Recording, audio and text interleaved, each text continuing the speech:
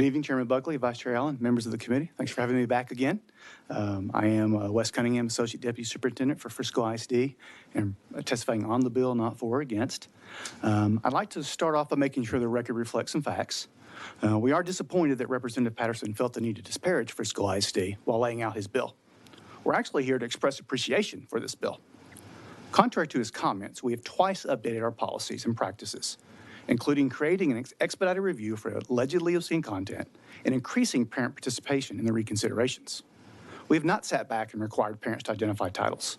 Instead, our incredible librarians have spent the past year reviewing every one of the more than 300,000 individual titles in our collections. That work has adjusted the availability for hundreds of books, including fully removing 80 books for having obscene content or not being age appropriate. We have published all the work we've done online for our entire community to see. Despite the comments made about Frisco ISD earlier this evening, we do agree that this bill helps address the problem. We absolutely do not want sexually explicit library books available in our school libraries. We expect that some of the structures established in HB 900 will assist us as school districts accomplishing that goal.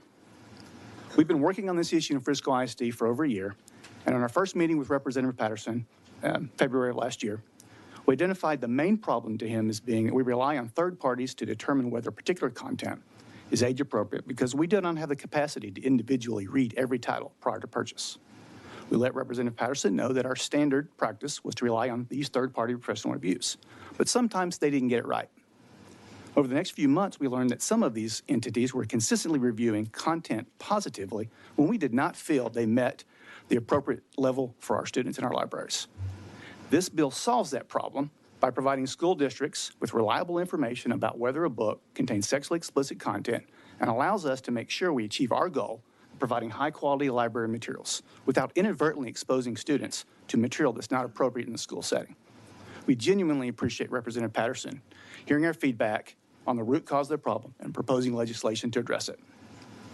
This bill also takes the decision of what is patently offensive out of districts' hands. Districts are caught in the middle sometimes of several different sets of community standards, and we have probably received just as many emails raising concerns about removal of certain library materials as we have from people concerned about books in our libraries. This bill sets a standard that must be implemented by vendors and for which they are held accountable, and allows our school libraries to be taken out of the middle of this debate and get back to the business of enriching students' educational experiences and fostering a love of reading, which is what they're all about. Finally, we value parent access to library materials, which is why our entire collection can be viewed by all our parents on our website.